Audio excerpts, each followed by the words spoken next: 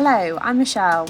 And I'm Laura, and this is the Parentrepreneurs Club podcast, a weekly show to help you navigate the demands of being a working parent. We will share lots of practical ideas, hints and tips, and our own and others' experiences with juggling work, family, health and finances. Above all, we want to help you find your purpose, define your identity, and banish any confidence gremlins that might be holding you back from the life you dream of. No matter whether you have children or not, there will be something here for you. Let's get started.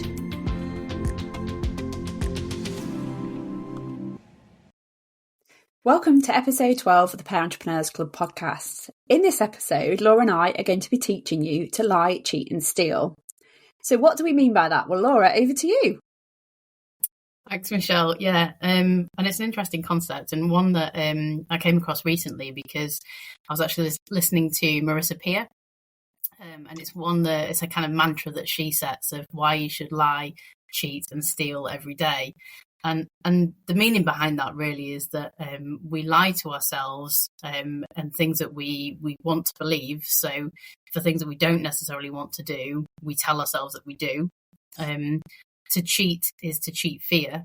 And then the steal element is around stealing the confidence back that you were originally born with.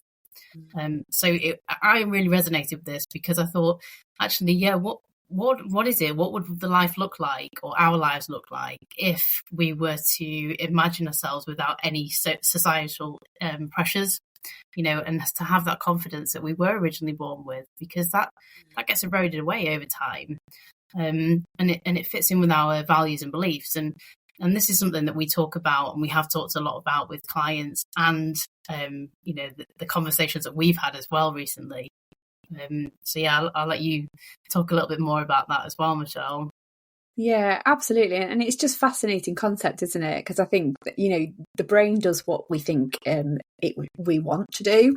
And it's a really interesting part of psychology. And from our perspective, as Laura said, we kind of have this innate kind of no fear factor when we're born, don't we? And yet as we go through life and go through childhood and adulthood, there are things and obstacles that come and act as barriers for that.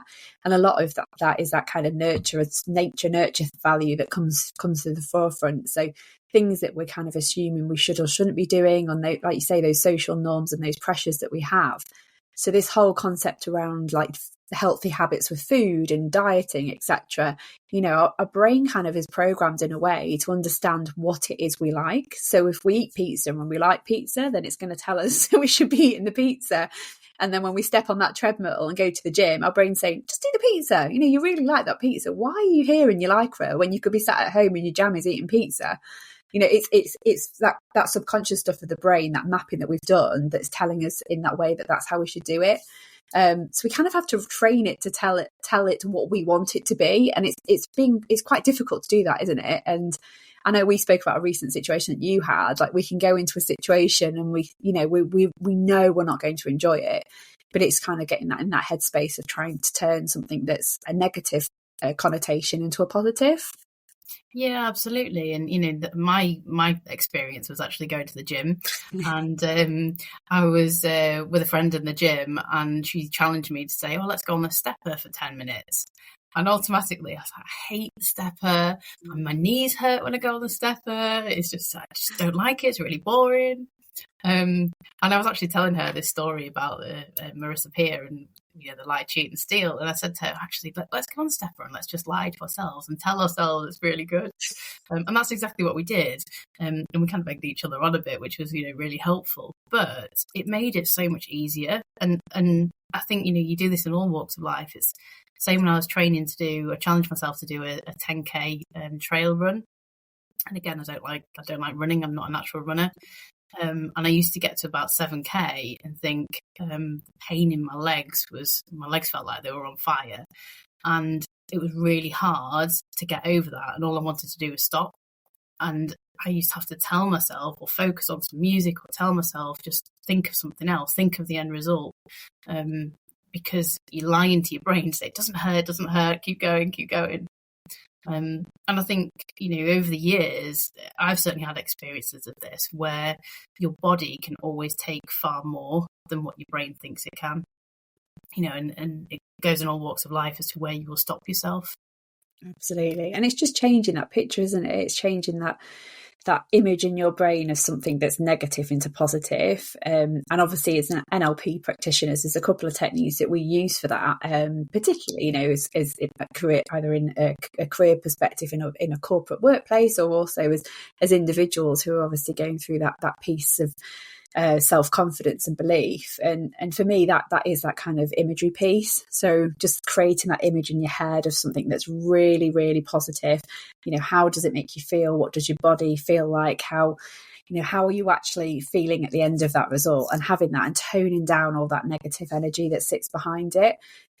So for example, like years ago, I worked with a chap, and he was quite a formidable force. He was, you kind of met him and you knew who he was. He led a contract of about 1,500 people.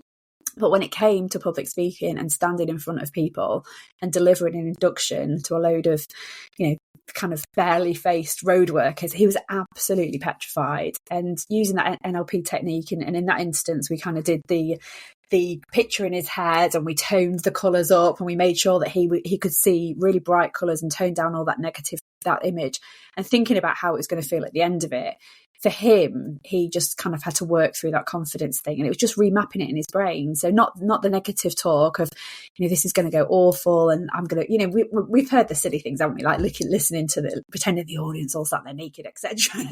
But it's just throwing that image into a different context, and just literally tweaking it, and the visualization of it, making that picture brighter and more colourful if you're a visual person, and how it's going to feel. So for him, he'd go in there and think, well, actually, what's the worst could happen? And I'm thinking about a really positive experience I've had, and the birds are singing in the trees, and the grass is bright green, and the sun's shining in the sky, and it's not this sort of grey landscape that he's got when he goes up in the morning and stands on the lectern to deliver the presentation.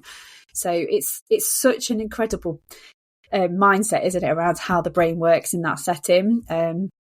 And I know when I did my degree, I could never really relate it back, because I think obviously still very much, in that premature piece of life, aren't you, as an 18, 19-year-old? And this whole debate around, how does the external world really impact me when I'm 18, I've moved to a new city, and that's probably as far as wider impacts probably had, other than my schooling years. And as you look back now, you can kind of see all those jigsaw puzzles coming together. Yeah, that's it. And, the kind of visualization and the power of that for me is just phenomenal, because I remember talking to someone before about how they were terrified of public speaking. I was trying to coach them through this and understand what it was. And for them, they had this representation of being at school. They could imagine themselves on that stage. They saw the audience looking at them. They froze in that moment, and that's all they could recall. They could see it so vividly that actually it was about taking that picture, dimming that image, and recreating it with a new one. To actually replace that and get rid of those anxiety states, emotions that were attached to it. And I've seen people do the kind of the apple, potato and onion test. And it's the same thing, where actually if you peg your nose and you focus on just what you're eating, most people don't know whether it's an apple, a potato or an onion that they're eating, because they focus on the sensation of eating that and can't taste what's going on. So it is that trick in your brain to say, actually, let's not focus on the negative. Let's think about what could happen. And then our brains kind of go in that direction. And I think as parents, we experience it. I know we've had conversations, don't we, around the things that can interject now into that future stuff, into adult life. So my eldest came home yesterday and said, Mummy, I'm singing in church on Monday at Harvest Festival, but I don't want to do it. I don't want to do it. I'm nervous about doing it. And it all goes back to a point that last year at Harvest Festival, she was very unwell. She was just about to physically throw up, I think, in front of the whole audience. And she was stood there and put on this sauce. But this, for her, it had been a negative experience. Like, it wasn't a good visit to the church. It was, I'm standing here, I'm feeling awful, and everybody's watching me. And so I'm trying to get her into that headspace now of like, it'll be amazing. Think about how fantastic you'll feel when you've done it. And the church will be beautiful and all those people are going to be there and it's going to be a wonderful time. So even at that age, at the age of 5, previous things and experiences are going to remap how we feel in our brain. And so, for her, it's verbalizing that, isn't it? And saying that obviously there's some level of anxiety around how she's going to feel in that session next week. So without doing an NLP session on her, it is quite interesting how our kind of experiences also have then an impact on those beliefs as well, don't they? Absolutely, yeah. I think it is understanding, what is it, that's causing that. And I always remember, do you remember the TV program about the secret lives of 4-year-olds? Yes. And it is, and it starts so early, and we don't often know where our fears or anxieties and things come from because, we go through life and we forget. Whereas actually that's probably something that will stay, and it's something that, it's without creating those new beliefs, it can create a limiting belief. I know I kind of always relate to this analogy of having a tabletop. And it's like when you try something, you create the tabletop of whether you believe you can or whether you believe you can't.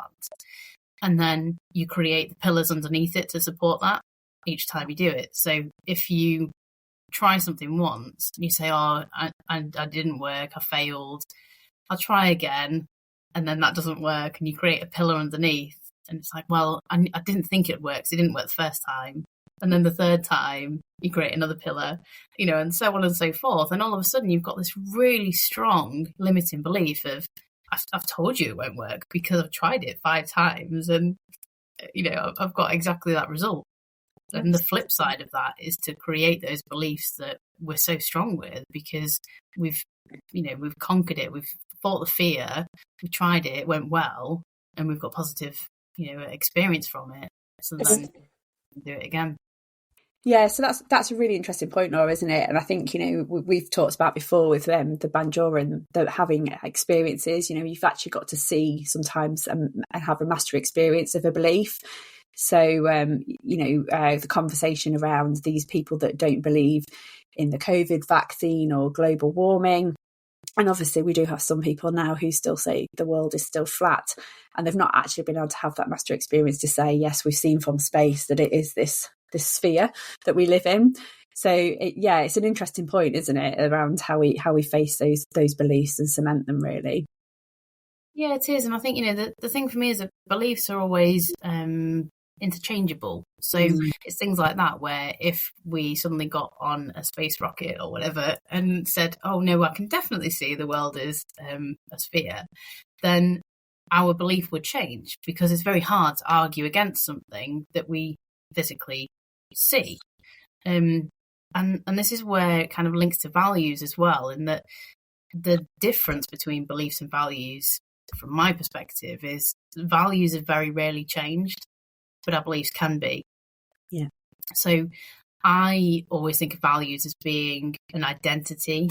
So when people say, I am honest, I am reliable, I am trustworthy, whatever it might be, they are fundamental values that people hold, and they very rarely shift. Yeah, absolutely. I was just thinking when you were saying about the beliefs and them changing, it's the whole Father Christmas thing, isn't it? I'll be slightly disturbed as a 39-year-old adult if I still believed in Father Christmas. But I now believe in it for my 5 and 2. Exactly. Hang on, are you telling me Father Christmas is not real? Exactly. So yeah, 100%. I think beliefs are so interchangeable, aren't they? And I certainly resonate back to things that I've held in my personal life that beliefs along the way that I've had, right from childhood through to adulthood, and they have moved and shifted from those experiences that we've had. And it's that talk that goes around it, isn't it? Sometimes that internal voice as well that we have in our brain that says we're validating that belief, or like you say, the mastery experience of actually seeing it, or the information that we're given to kind of cement or dispel that belief as well. Yeah, absolutely. And it is how you use your own self-talk to change that from a limiting belief to an empowering belief as well. Yeah.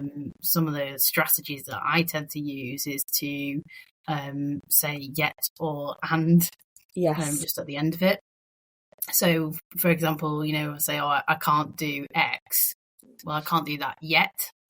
And I certainly use this with my son, because he will frequently say, oh, I can't do my spellings, or I can't do my homework. And just saying, well, you can't do it yet. And it's bizarre, because he does actually now say it back to me, which is great. And I think it is that understanding of, I can, it's that and as well. So if I was to take, extra tuition, or, I can't speak Spanish, but I can have lessons. It's just that changing the reframing it to then become an empowering belief, because I'm capable of doing anything if I apply skills and knowledge and learning to it. Yeah, absolutely. And it's changing that picture, exactly like we said, isn't it, in the head, and just being really precise on what that looks like. So I think if we use that negative talk and negative language, again, we're playing that trick back on the brain, because it's doing what we think it wants it to do. So when we say, I hate, then obviously the brain's thinking, okay, she hates this, she hates this, she hates this.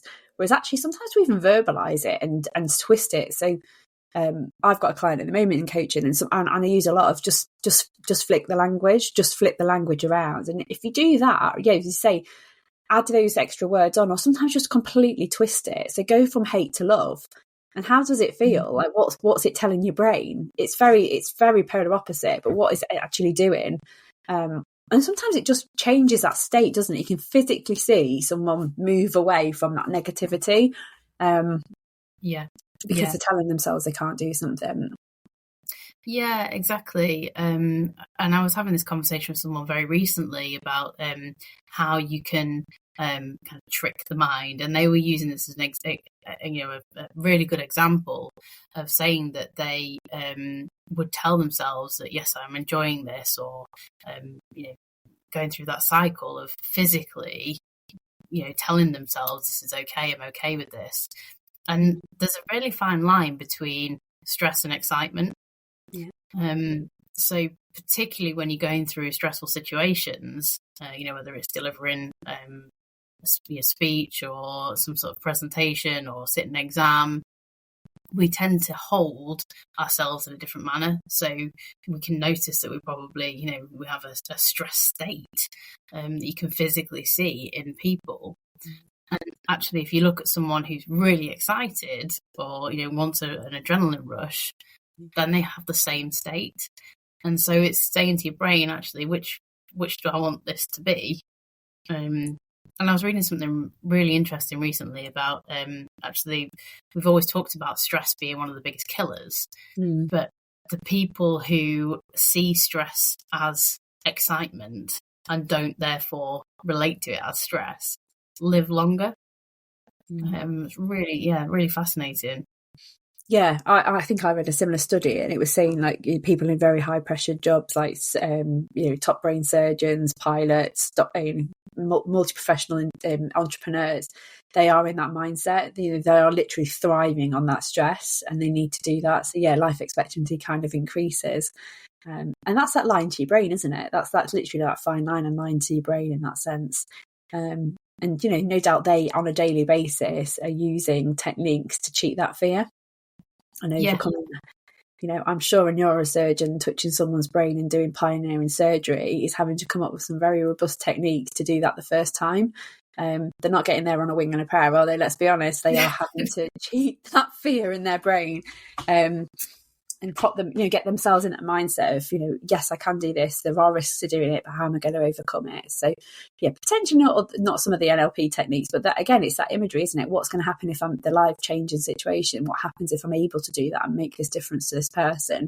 The impact, as opposed to the negative talk, which is, oh, crikey, this could happen, that could happen. I could be having a conversation with their family this afternoon.